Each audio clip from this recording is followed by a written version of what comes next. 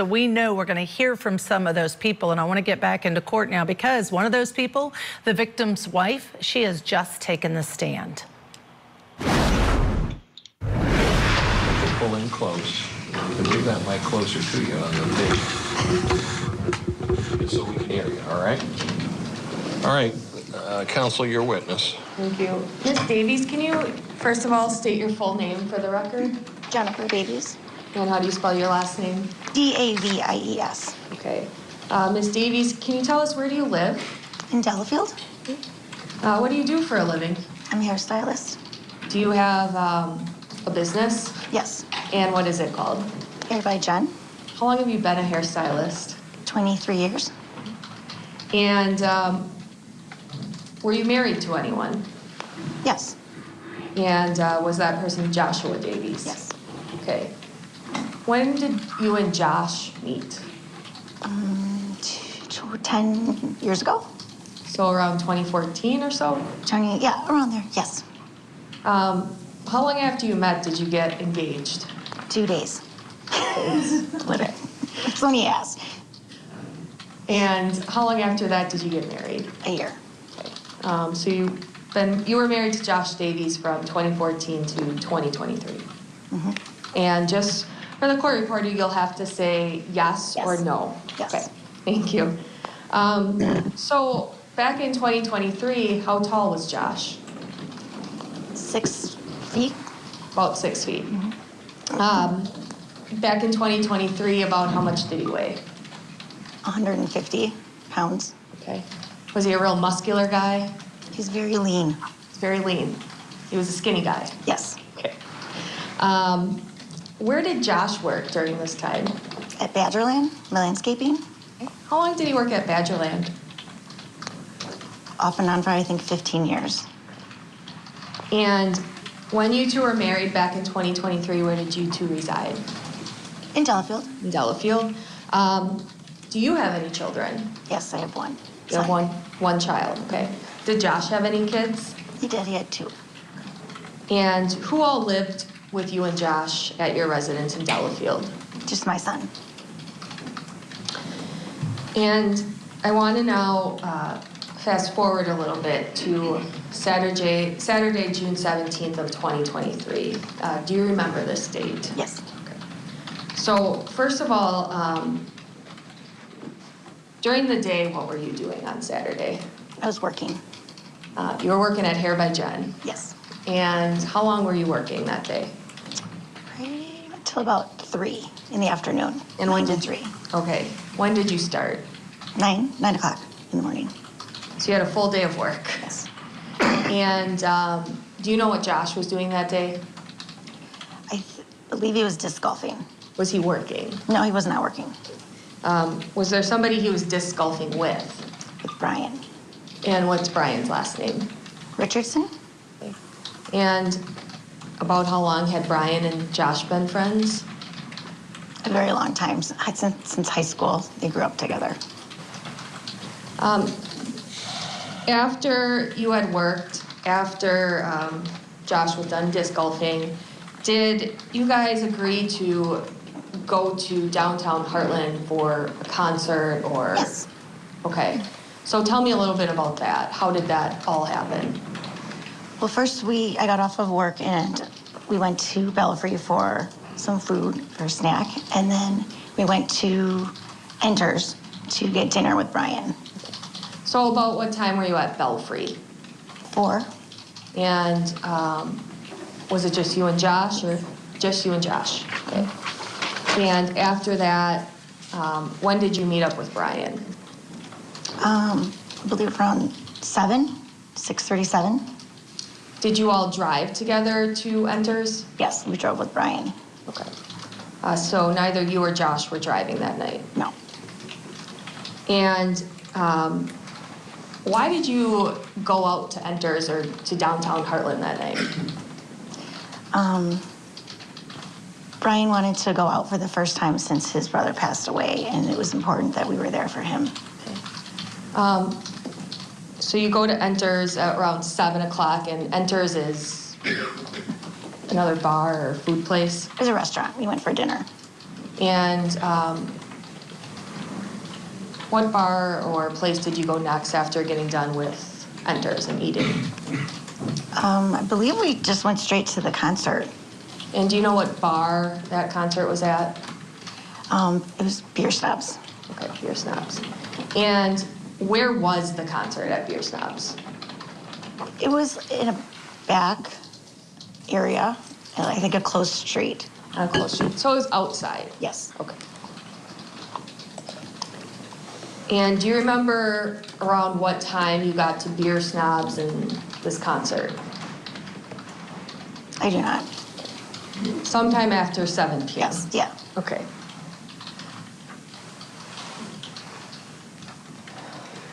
At any point during this night, did you make, or first of all, do you have a friend named Laura Burke? Yes. How do you know Laura Burke? She's been a client of mine for a very long time. Okay. And do you also see each other socially at times? Yes. Did you ever make plans to meet up with Laura Burke that night at Beer Snobs? Yes, when I had done her hair previously that week, we both mentioned we were going to go and just said, if you do go, let me know. Okay. And did you ever text with Laura Burke that night? Yes. And was that to meet up at this concert? Yes.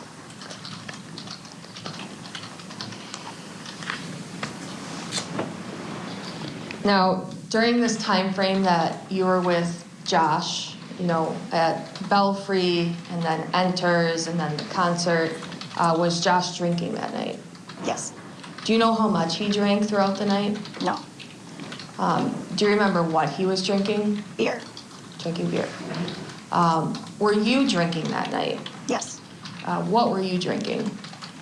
Seltzers. So like White Claw Yeah. or Truly or I something know. like that? Mm. And that's a yes? Yes. Okay. Do you know how many drinks you had that night? 2. 2. What about Brian? Did you see Brian drinking that night? No.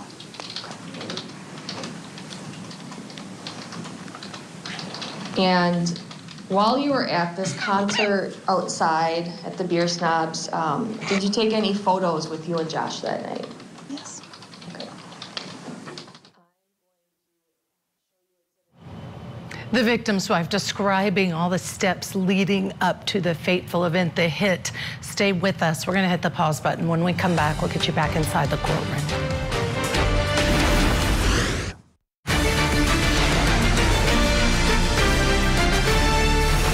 Before we head back to court, we have a quick update out of Wisconsin, where convicted killer Nikolai Mew was sentenced to 20 years behind bars, just 2 years after a stabbing incident while tubing on the Apple River.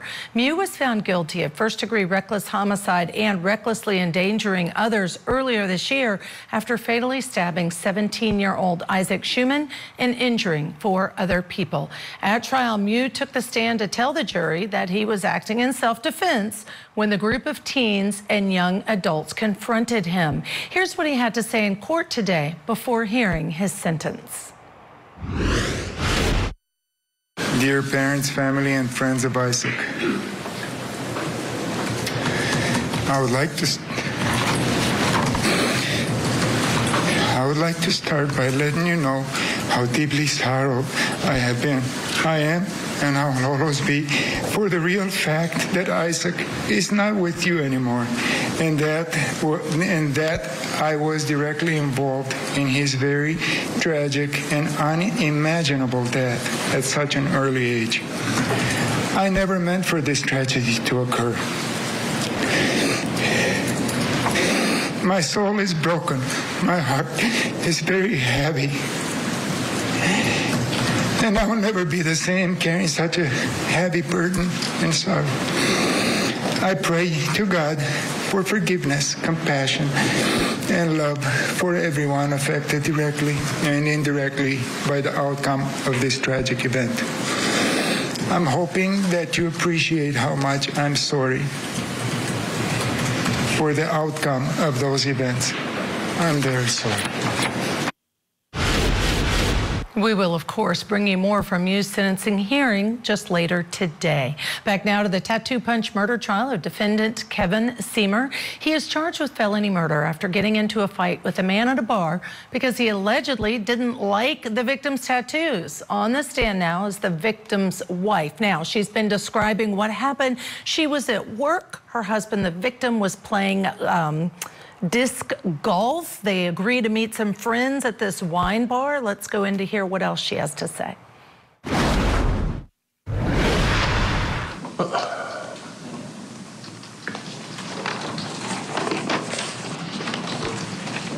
It's in the witness box. Thank you. And Ms. Davies, do you see Exhibit 17 on your screen? Yes. Can you tell us what Exhibit 17 is? It's the last picture we took together. And who's in the picture? Josh and myself. And in the background of this picture, it looks like you can see the band that was playing outside. Yes. So this is a fair and accurate picture of you and Josh on June 17th of 2023. Yes, yes. I would move Exhibit 17 into evidence and request to publish. Any objection? No. 17 will be received. You can publish. Now, Josh was wearing a tank top that night. Excuse me. Looks like it's like gray, blue, maybe red. White, yes, white, blue, red. Okay. And does Josh have tattoos? Yes, Okay. And on both of his arms? yes, Do you have a lot of tattoos on both of his arms? yes. Okay. Do you have tattoos on his legs too? Yep, yes. And we can take the photo down now, Judge. Thank you. So while you're outside at this concert, and who are you mainly with at this concert outside? The three of us, Brian and Josh and myself. Did you ever meet up with Laura Burke that night? Yes. And do you know when you did that? Time-wise, 9 o'clock, Okay. maybe? So were you talking and was Laura with you the entire night? No, Did you ever really talk to anybody else other than Laura, Josh, and Brian then? No. While outside? I did not. And at some point during the night, towards the end of the night, did you go to Tabby's Wine Bar? Yes. Can you tell us how that came about? Laura texted me that she was there, and I said, I've never been to Tabby's, I don't know where it is. And she said, well, I'll come find you at the concert. And so she came and found me, and I said, well, I would like some wine. And so she took me back to Tabby's. Okay. Because And, we were about to leave the concert area anyways. okay. And when Laura came out, you saw the wine, was the concert done outside? I believe so. But it was towards the end of the night? Yes. So about what time did you see Laura and talk about the wine bar? I don't know the time. Okay.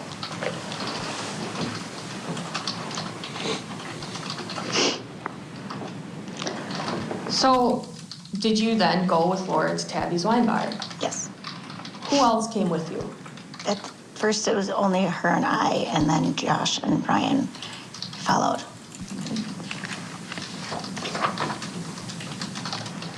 And do you remember how you got to Tabby's Wine Bar from the concert at Beer Snobs? Yes, we walked to the back door. Okay. You didn't go in the front door of Tabby's? No, at the time I'd never been there, so no, I didn't realize I was walking in the back door either. Are you familiar with the downtown Heartland area? Not really, Okay. Had you been to Tabby's Wine Bar before? no, Had you been to Beer Snobs before? years and years ago, Okay. But you're just generally not exactly familiar with the layout? no. Okay. Now, you go into Tabby's Wine Bar. Who walks in first from that back door? Laura? Okay. And were you with Laura when you walked in? Yes. Were Josh and Brian walking in with you at the same time, or were they? They were shortly behind. Shortly behind, okay. So Josh and Brian are walking together, and you and Laura are walking together? Yes. Now, when you got into Tabby's Wine Bar, were there a lot of people in there? No. Yeah, and this is towards the end of the night? Yes. Okay. Did Laura see anybody she knew? Yes. Okay. And where was this person in the wine bar? Towards the front of the bar. And did you go and meet with him? Yes. Okay. Do you remember who that person was? Yes. Kevin introduced himself as the owner. Okay. So his name was Kevin? Say yes. Yes. Thank you. And tell me about that initial interaction when you first meet Kevin. We just introduced ourselves, and again, he mentioned that he was the owner. And I said, oh, nice to meet you. Okay. The owner of Tabby's Wine Bar? Yes. And when you were introduced, were Josh and Brian also near you? No. No. Okay. How much later did Josh and Brian come in? A minute. Minute. Not a long time period, No. right? Okay. So was it then you five kind of congregated together towards the front of Tabby's? Yes. So Josh, Brian, you, Laura, and Kevin. Yes. Was Kevin bigger than Josh? Yes. Okay. Could you tell about how much he weighed just by looking at him, or no? Very large man. And had you ever met this Kevin before that night? No. Do you recall seeing Kevin out when you were by the concert at Beer Snobs? No. To your knowledge, did Josh ever meet Kevin before this night? No. Were you and Josh together the entire night? Yes.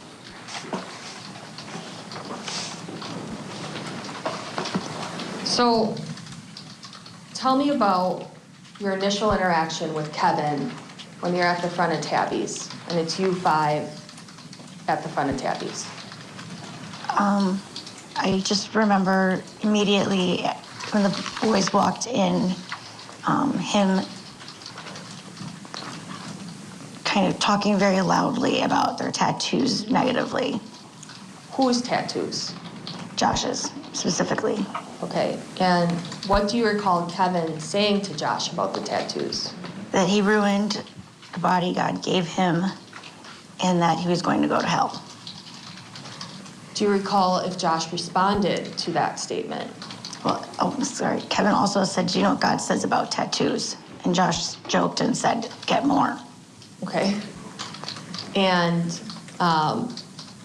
then Kevin responded with? It's what I had said previously about going to hell. Okay. And you were marking up God's work? Yes.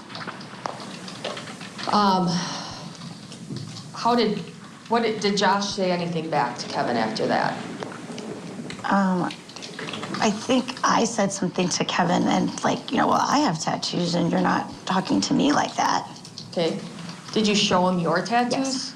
Yes? Okay. And after that initial interaction, did Kevin say anything else about these tattoos with Josh? I can't remember. Okay. What did Josh do in response to Kevin talking about these tattoos? He walked to the other side of the table to avoid more conflict. Okay. Judge, I would object. We're going to hold that testimony there so that we can bring back in our attorney experts, Michelle Thomas, Josh Schiffer. Michelle, tell us what you think of, again, this is the first witness. This is the victim's wife. How is she doing on direct examination? She's doing very well. I mean, the state is taking its time and laying the foundation, setting the scene for the evening. I think it was excellent that the state got ahead of what would be a primary point on cross-exam, which is the fact that they were drinking. So the state got that out there, that she had had 2 drinks that night, that her husband, now the victim, had also been drinking. But also she's sort of setting the stage that they were there just to have a good time, and that it was the defendant who initiated communications, contact with them, and possibly had ulterior motives when he started haranguing the victim about having the tattoos. So I think she's setting a great foundation for what's to come. Right, and I apologize. I didn't mean to interrupt you, Michelle. I was just going to say 2 things that they slipped in. Number 1, for her to say that's the last picture taken of Josh and I together. I think that's impactful. And then Josh, also the wife said to him, well, I have tattoos and your defendant not talking to me like that. I don't know, it brought some context. Weigh in, Josh, with your thoughts. Oh, yeah, absolutely. And Michelle hit all the great highlights, and I absolutely agree with her assessment of what we just watched. State did a very good job, had clearly worked with this spouse. And you have to. Now, at the same time, we get into some artistic questions and style questions. Should the state prosecution have ramped up the emotion, really started off with thunder, or is this kind of more respectful, slower, and almost clinical approach going to reach more jurors, because they are going to be deliberating relating to the death of another, a death that the defense is without a doubt going to claim is non-intentional, because this was a fight where unfortunately someone hit their head in the wrong way and it killed them. And you're going to hear a lot of that ethic come through in the emotional intensity of the litigants and the lawyers involved. So the state, I think, took the smart road and didn't go over the top the way that myself or some other practitioners may have. And I think that was the right call for them. All right, Michelle, just tell us really quickly for our viewers, felony murder. What is it, a felony murder? That's the charge in this case. That means that there was a death, an unfortunate death by the victim while a felony was being committed. In this case, we're talking about an aggravated assault. So while the defendant was essentially assaulted the victim, he did, as a result of that assault, die. And so now you have an issue with felony murder. That's right. All right, we're going to stay with that case. Thank you so much, Michelle, for joining us. Josh, I know you're sticking around. Coming up next, Michael Ayala is joining me for more testimony in the tattoo punch murder trial. Stay with us here at Court TV, your front row seat to justice.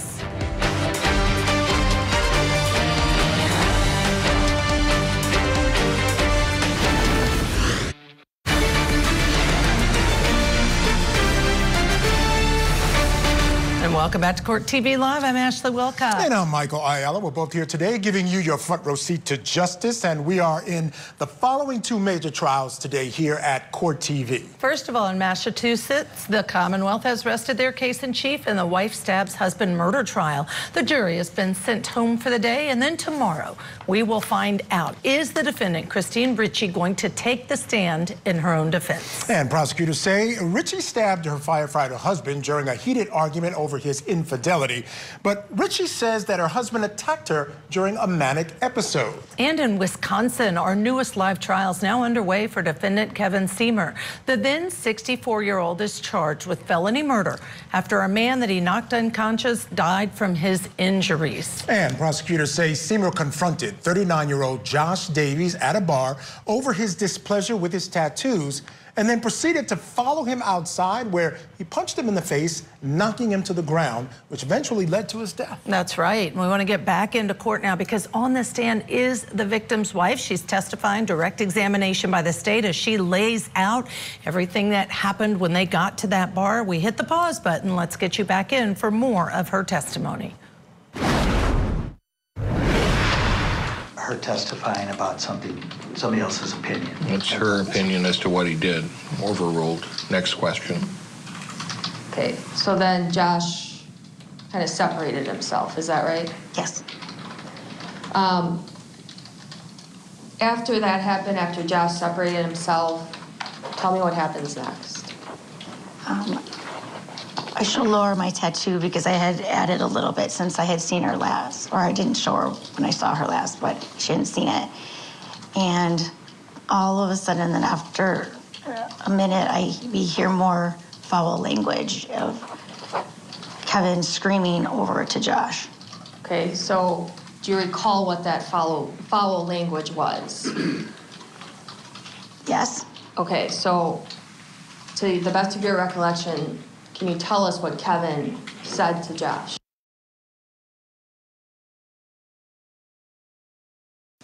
Okay. Did Josh respond? I can't remember. Okay. Where was Kevin when he was saying these things to Josh? At first he was on the other side of the table, and then he proceeded to go around and get in Josh's face. Okay. Kevin went around. Kevin went around. Did Josh move from where he was standing? No.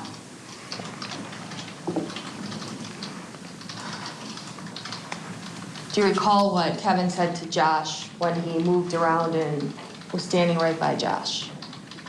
Not specifically. Okay. Do you recall if it was swear words? Swear words. Swear words. You just don't recall the specific quote. Okay. Now, after Kevin did this, went over by Josh and kind of got in his face, did you do anything?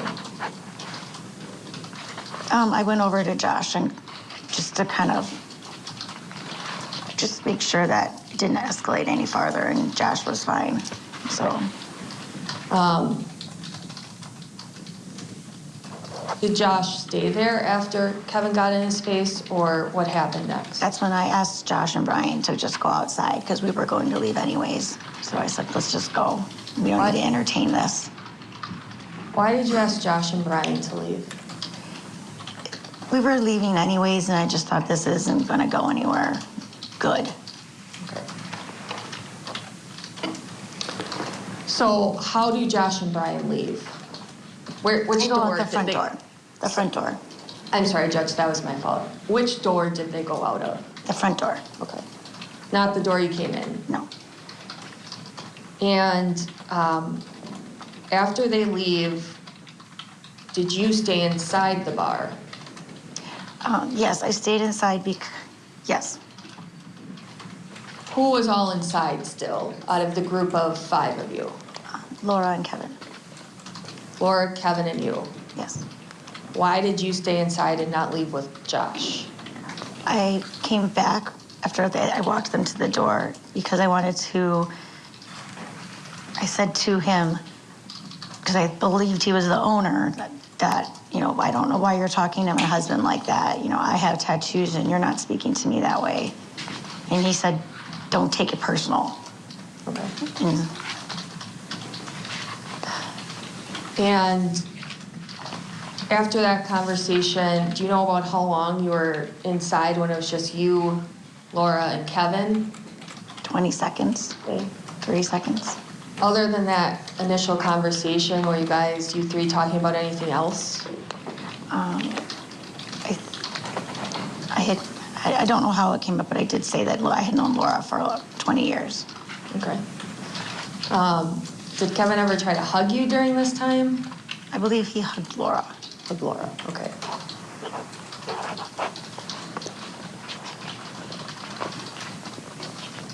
Did Josh ever come back into the wine bar?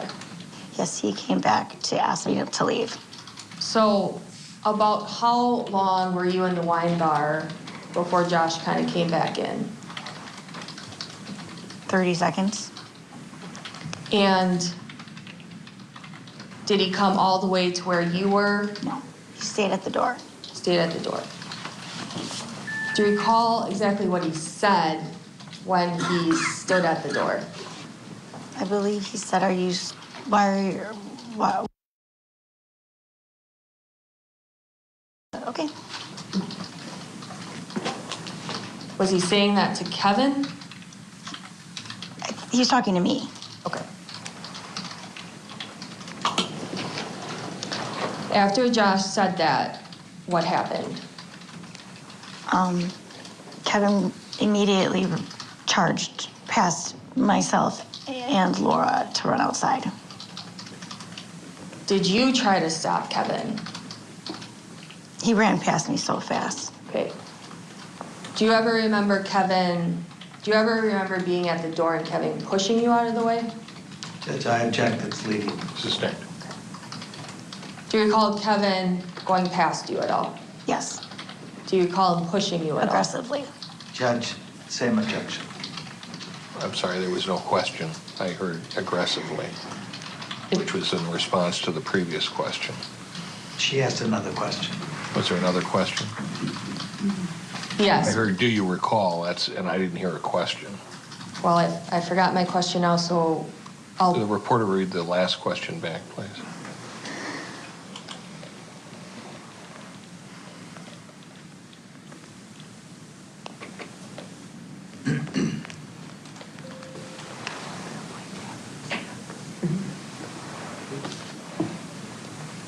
She said, do you remember him pushing you?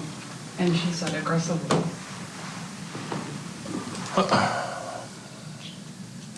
Overruled. Next question.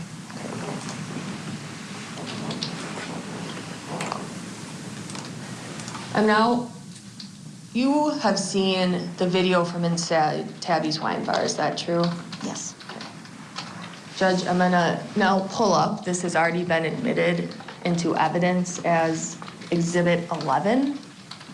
And I'm gonna ask to play this video with Ms. Davies. Just the witness. It's already been admitted, so I'd ask that it also be published. The jury has already seen it. Thank you. Madam Clerk, could you put on the screens for publication and switch the computer over to the district attorney?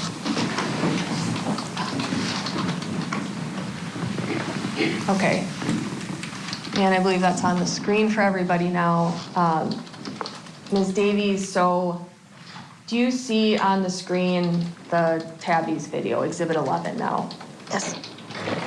Now, before I start playing it, and you can circle and kind of draw on this touch screen, I'm going to have you identify some of the people here. So can you circle where you are in this video?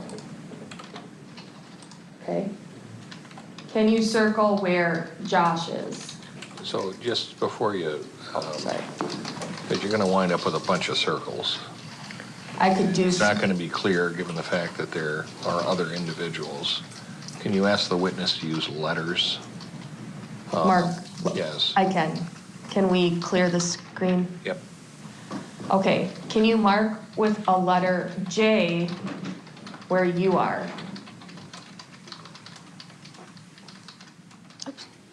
Let's try that again. Put a screen, clear the screen.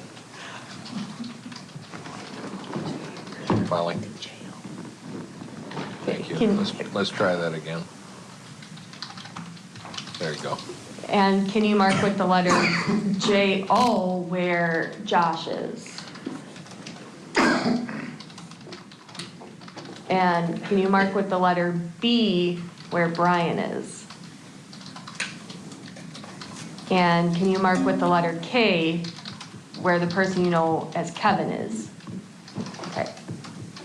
Now, do you see Laura in this frame right now?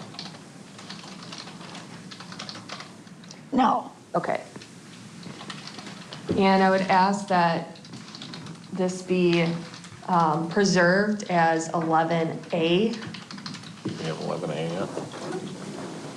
Any objection? No. 11A will be preserved and received. And now I'll ask to clear the screen.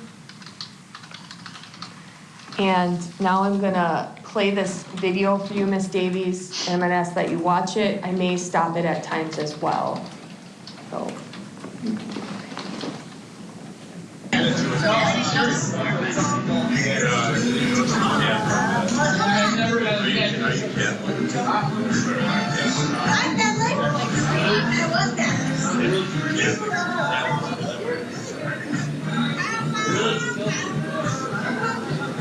And if you could pause it, and I've paused it at 20 seconds, Your Honor. Ms. Davies, do you see Laura here now? Yes. Can you mark with an L where Laura is? Okay. And I would request to preserve this as 11B, Your Honor. Any objection? No. 11B will be preserved and received. You want the screen cleared? Yes, Your Honor. And now I'm continuing Exhibit 11 at 20 seconds. I'm gonna get more.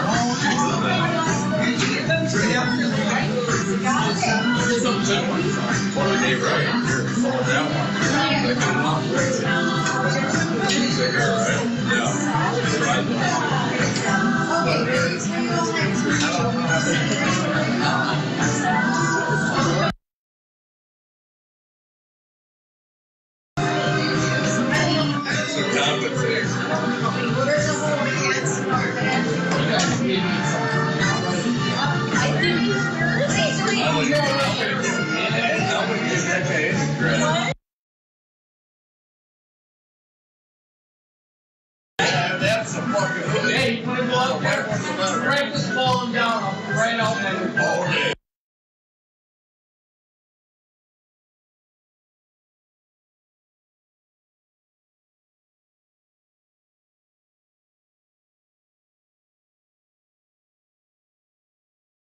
It's a key word.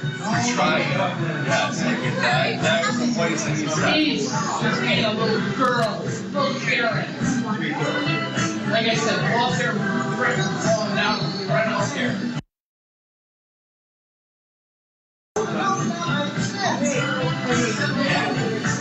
Yeah, this is in town. This is Kevin. Kevin is not as nice as Carlin.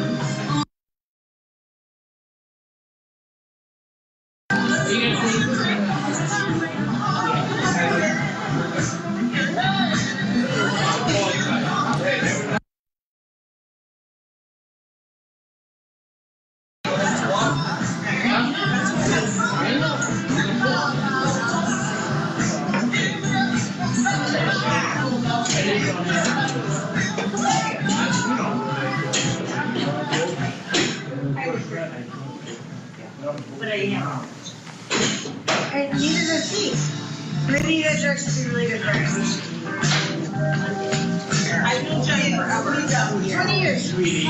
This guy. 20 years. Yeah, it's been a lot. I like you. Maybe you're taking it. Maybe she's I'm serving on.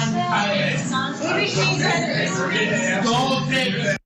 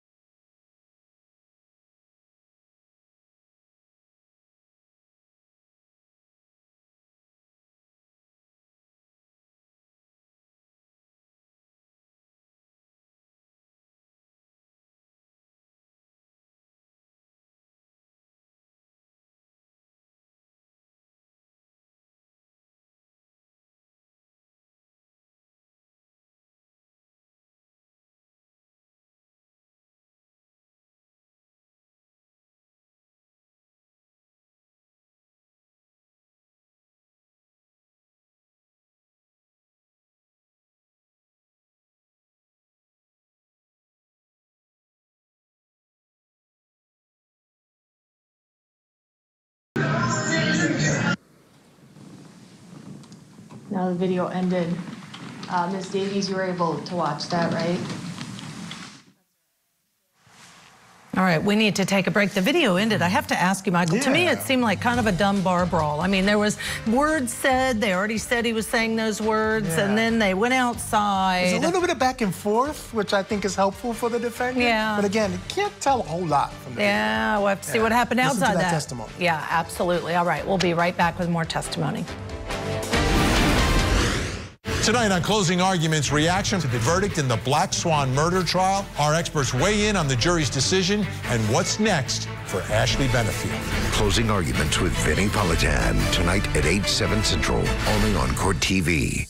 Sunday, August 11th, the season finale of Accomplice to Murder. The horrors they uncovered are horrors not even inflicted upon prisoners of war. Accomplice to Murder with Vinnie Politan. Season finale, Sunday, August 11th, 8, 7 Central, only on Court TV.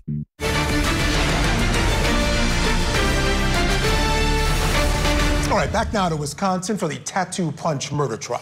Defendant Kevin Sehmer is accused of punching and killing a complete stranger because he allegedly did not like his tattoos. Prosecutors say that Sehmer punched Josh Davies, who was with his wife and a friend outside of a bar, knocking him to the ground where he suffered 2 skull fractures and then died a few days later from his injuries. But the defense says that Davies was the initial aggressor and tripped and fell while coming at Sehmer. All right, I want to get you back into court now. Josh Davies' wife is testifying to surveillance video from inside the bar. She was there. She's the first witness, or actually third witness called by the state. Let's get back in. So I just want to talk a little bit about some of the things in here. At the end, after you are by that door, did you scream? After I walked out, it happened so fast, and he just ran out, and when I screamed, it was because he had punched Josh, because I was standing right next to Josh. And I'm gonna get to that part, but we also saw towards the end of this video, you come back in. Did you see that? Yes. Do you recall what you said or why you came back in? I came back in and said, the owner just punched my husband. Okay. And you set your drink down, it looks like. Is that true? Yes. Now, I previously asked you if you tried to stop Kevin from going outside. In the video, does that refresh your recollection at all if you tried to stop him? Yes. So did you try to stop him? Yes. And how did you try to do that? I tried to get in, stay in front of him and not let him out. Ms. Davies, how tall are you? 5'2". I'm not gonna ask how much you weigh, but do you weigh less than? Yes. 275 pounds? Yes. I now want to talk about what happened outside. So after we see Kevin go out the door, do you recall where Josh was outside? Yes, Josh was at the other end towards the pharmacy. Was he on the sidewalk or the street? The sidewalk. And do you recall where Brian was? Standing next to Josh. After Kevin goes outside, did you also go outside and observe what happened? Yes. So can you tell me, what did you observe happen after Kevin goes outside?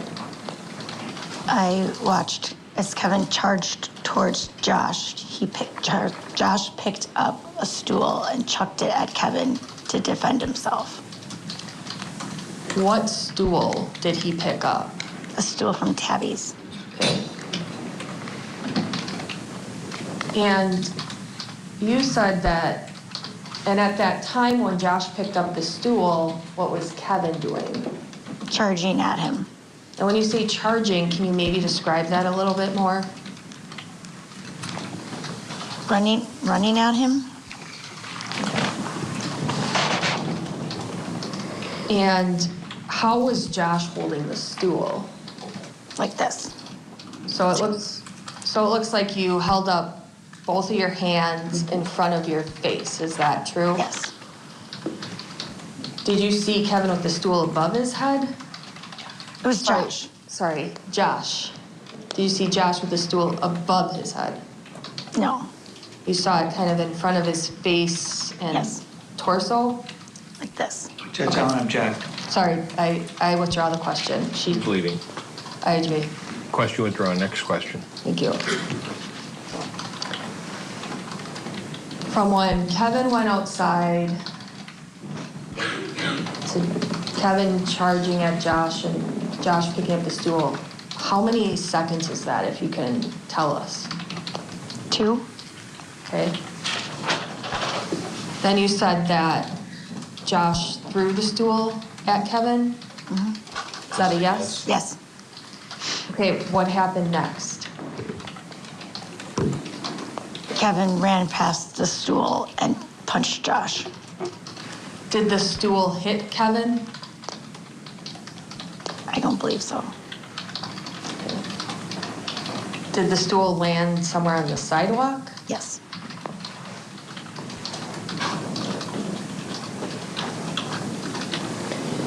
Now, you said that you observed Kevin punch Josh, right? Yes. Can you tell us how Kevin punched Josh? With his right hand. Do you remember if it was a fist or an open hand? A fist. Where on Josh's body did Kevin hit Josh? In the temple, like it is right here. Do you know which temple of Josh's? Which side? His left. And after you observed Kevin punch Josh, what happened to Josh? Just fell. Fell to the ground. Fell to the ground. Did you see Josh hit his head again? When he fell. What did he hit it on? The cement. Sidewalk. When you observed that happen, where were you? Standing right next to him. And when you say him, who do you Josh. mean? Josh.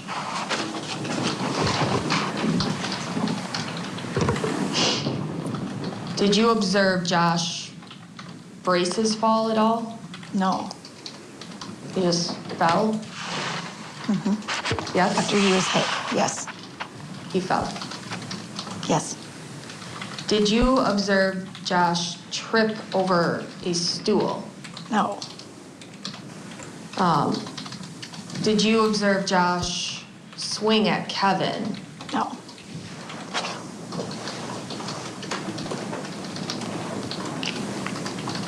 Did you observe Brian with a stool outside? No. Did you observe Brian throw any sort of stool at Kevin? No.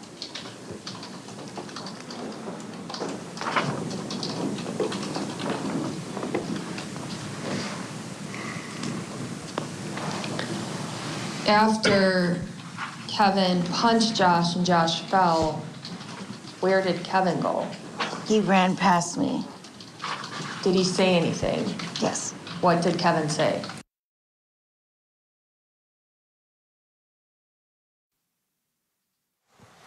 All right, interesting testimony there. Let's bring in our guest, criminal defense attorney Josh Shifram. So you're seeing cases like this for all your career. These things are not uncommon. You know, might even say maybe we've been in one of those, one or two. And it's unfortunate. And I got to say this, was that a shake of the head? No, Josh? I don't believe it.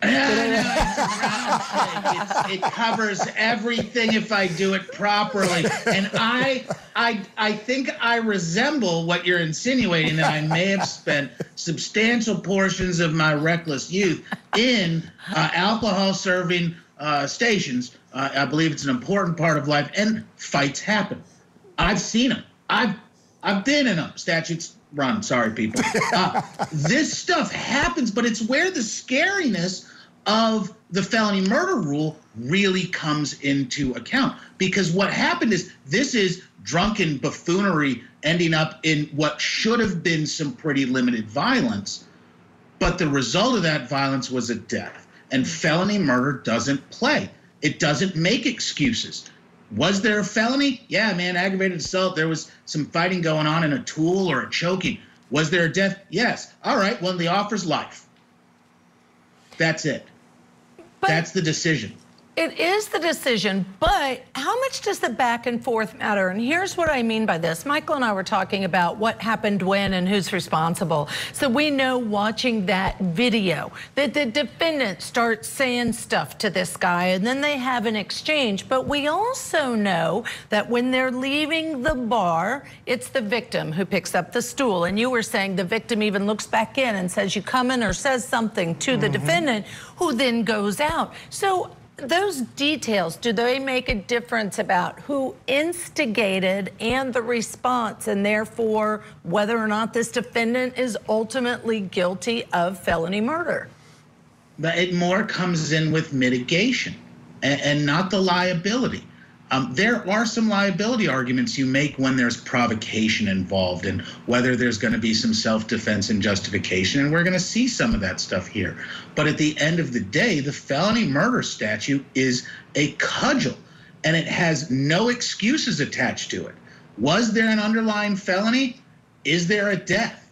There doesn't even need to be the logical connection necessarily. In felony murder, oftentimes these are the cases where the kid's sitting in the car as the bad guys go in and shoot the teller in the bank. Kid's still responsible. Kid still gets life. And it gives the state amazing power to basically say, we're not negotiating until you're telling me you're pleading guilty and accepting what I want to give you, because anything besides life is a gift from the state. And that's why we're seeing this. Josh, quickly, we're running out of time here. I got to go to break, but I have a question I got to ask. So the defense is claiming that this was sort of a response to a self-defense response. And I understand what you're saying. There was a battery, there was a punch. The punch resulted in death, felony murder. But if he's claiming he threw the punch because he was acting in self-defense, the original argument stopped, it started up again, at that point he was defending himself, would that not be a complete defense? Absolutely, if the jury buys it. But that's what juries are there to do, is to determine what the truth is. Jurors are the finders of fact. And right now you've got the state saying there was no cessation of hostilities, and this was just a straightforward fight that resulted in a death, whereas the defense is really going to try to build that division and that wall, saying, hey, listen, these are different events, and where the punch happened that resulted in death, that was self-defense. And it's the only path they've really got. Yeah, no doubt about it. All right, thanks, Josh. Appreciate that. Stand by. We're going to take a break. When we come back, we'll have more from the victim's wife on the stand. Keep it here on Court TV.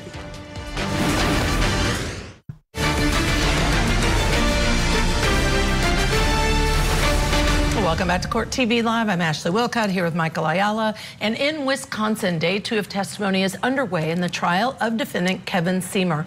He is accused of punching 39-year-old Josh Davies because he did not like Josh's tattoos. Davies then died from his injuries 27 days later. Now, Sehmer told police at the scene that he was protecting himself. He has pled not guilty to felony murder. Let's get you back in the court. Still on the stand is the victim's wife. Ground. And did you see Josh on the ground after this? Yes. Was he awake? No. Was he moving? No. Did you see any blood on his head? No, I don't remember. Don't remember, okay.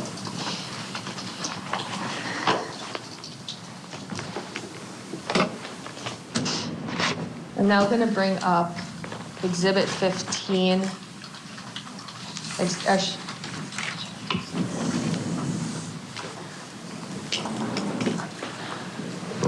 I'm going to ask to pull up Exhibit 15. It's already been admitted into evidence, so I'd ask to publish it to the jury right away. All right, go ahead. I'm going to ask you to pause it. Ms. Davies, have you also seen these videos from Hometown Pharmacy? Yes. And you've watched this one that's kind of in black and white? Yes.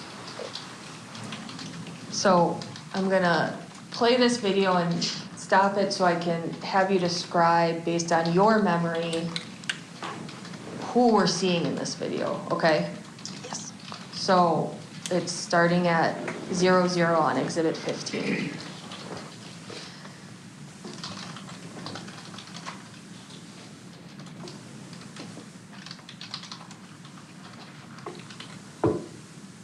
Okay, stop. You see Josh backing up. Okay, so Ashley, can you play just one more frame?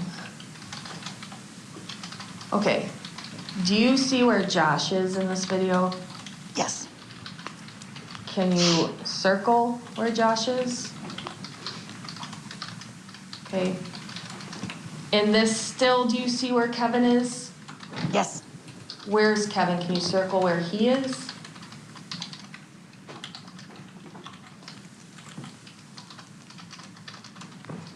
Okay.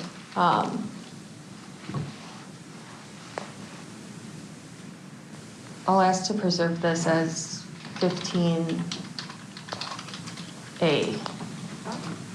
Any objection? No. 15A will be preserved and received. Okay. And I'm going to ask that then the screen be cleared. And then if you can continue playing.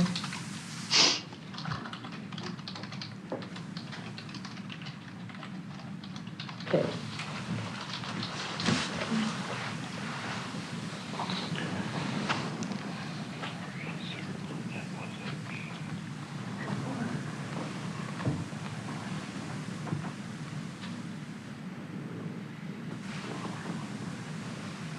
Okay. We stopped it at 20 seconds. Do you see Kevin in this video? Yes. Can you circle where he is? Okay. Do you know where Josh is now? Yes. Where's Josh? On the ground. And can you see him in this video clearly right now? No.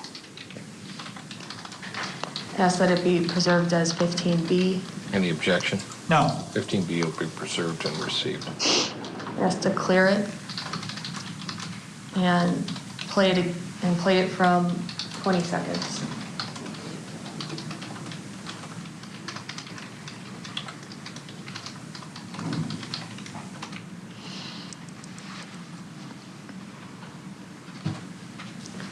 And I'm gonna play this again now, Ms. Davies, because you kind of described some other things, so I'm gonna go back to the beginning and to 0, and we can hit play again.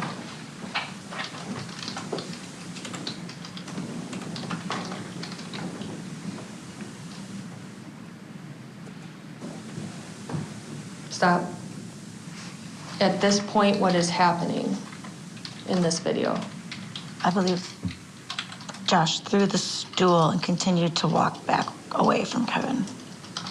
Was Kevin walking forwards? Yes. And we see two people kind of moving across the screen, right? Yes. And Josh is the one walking backwards, you just said? Yes. And Kevin's the one going forward at him? Yes. Want to orient us to the video time? And this is at 10 seconds on exhibit 15. Okay, can you continue to play?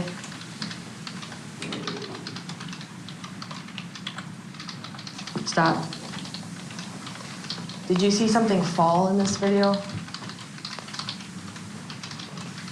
Judge, I'm going to object to her testifying to what she's seen. If she is recalling regarding what she remembers, that's one thing, but her asking this witness to say, what is it that you're seeing? The jury can see what we can all see. Well, I can't see much on this version of the video, number one. Number two, this witness can testify about what she observed, experienced, and what occurred. What she can't do is interpret a video, which is a video of absolute something that was modified by the expert as to what is occurring. So the court is going to sustain the objection. If you have questions specifically to this witness about what happened, ask them. Let her testify.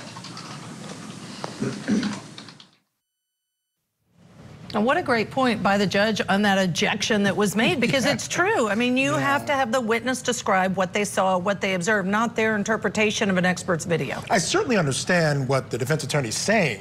You don't want her narrating it because she was there. You want to, what are we hearing? What she's seeing or what she remembers from that time? So I understand there should be some explanation as to what her memories are saying, but he's saying, look, you can't see much, so she needs to narrate it a little bit. Yeah, and we're going to see who threw the stool when, and was it in response or not, self-defense or not. I don't know. That's what the jury's going to have to decide. It's a tough case, I think, so far. All right, we're going to squeeze in a break. When we come back, we'll get you back inside the courtroom for more of the examination of the victim's wife. Court TV fans, you demanded it. Here we go, do it. So now you're getting more true crime at nighttime. Oh my God, oh my God. 48 hours on Court TV. Tonight, 7/6 Central on Court TV. Tonight on Closing Arguments, reaction to the verdict in the Black Swan murder trial. Our experts weigh in on the jury's decision and what's next for Ashley Benefield. Closing Arguments with Vinnie Politan. Tonight at 8/7 Central, only on Court TV. Be back.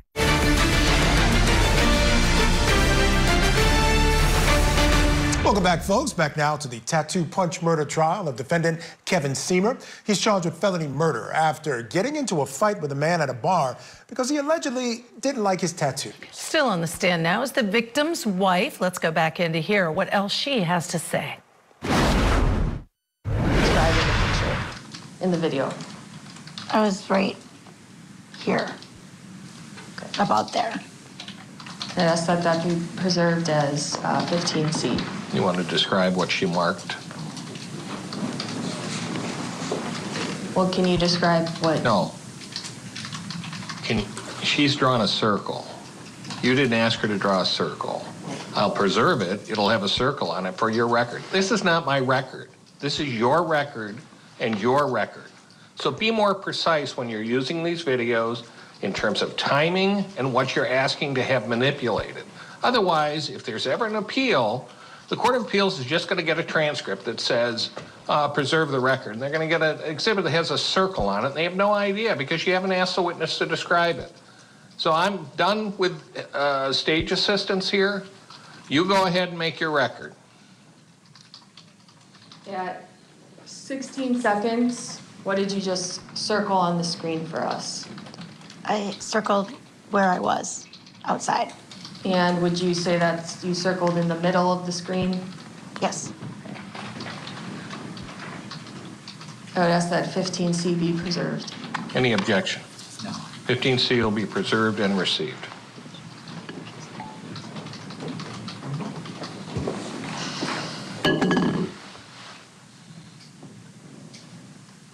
We can take that down.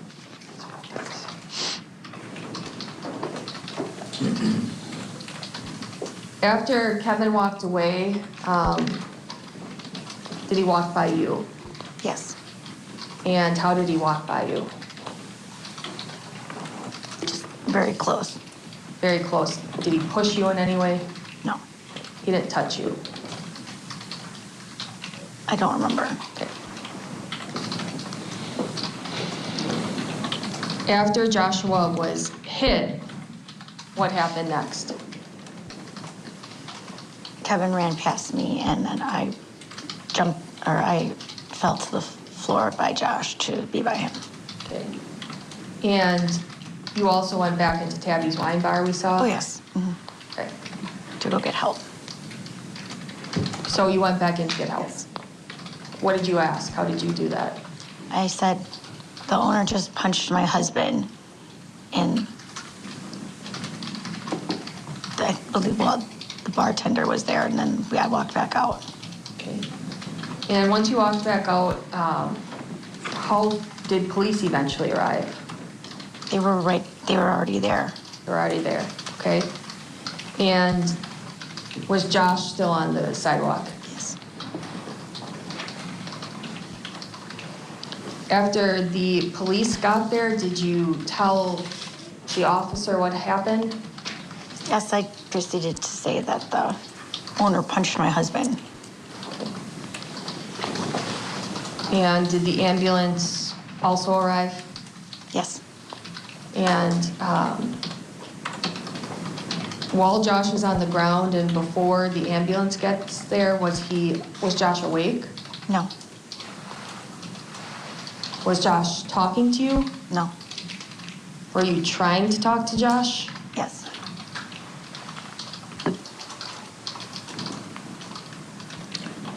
And the ambulance took Josh away, right? Yes. What hospital did you go to? Aurora Summit. Did you ride in the ambulance with Josh? Yes. Can you tell us how long Josh was in the hospital after this happened? Over a month. Did he have any surgeries during that time frame? Yes.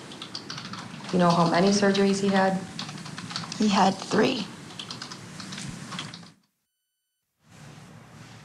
All right, still with us, criminal defense attorney Josh Schiffer. And Josh, the more I listen to this, you can see the video. I'm not sure how much the jury can see. Again, some of it might be lost in translation here looking at it through our screens. But at the end of the day, I can't help feeling that the facts of this case, the way it's shaping up, really is going to come down to the mores of the community. And that community is represented by that jury and how they look at situations like this. We talked about it. We've been involved in situations like this, seen situations like this. I would interpret it one way, maybe somebody else would interpret it another way. But at the end of the day, it's going to come down to how that community feels about this type of situation. Yeah, and it really is the gamble of those community mores and values. If you've got a community that's a little bit more rough and tumble, then it may be more accepting of, hey, people go out there and get in fights and bad things happen. You don't put people in prison for it. Whereas a different flavor of community, one that has a little bit more fidelity to law and order and regulation, may look very strictly at the statutes, may look at the duties prescribed by our common and statutory law, and hold the owner of a business to a high standard. There's a lot going on in here. And with these kind of facts where it's so emotional that people are gonna get involved and wrapped up, that's also when you get to illogical appeals in juries. And there's absolutely a value to appealing to a juror's sense of right and wrong with, hey, listen, I know you can convict, but you shouldn't. And that's something that's very real when someone's life is on the line. You know what's interesting, Judge? I was looking at the pictures there. Age has never come into my mind. Okay. There's a significant age difference between the two of them, but it has not been a consideration. And I think that may be because of the size. The testimony that he weighed 275 is a bigger guy. This other victim, younger but 150. Yes. Level. So I think that might be why. The other thing I wanted to mention is, although there's been reference to the wife thought he was the owner of the bar, he was not, in fact, the owner of the bar. Does that make a difference to the jury? We're going to have to wait and find out. All right. Thank you so much to Josh Schiffer for joining us today. All right.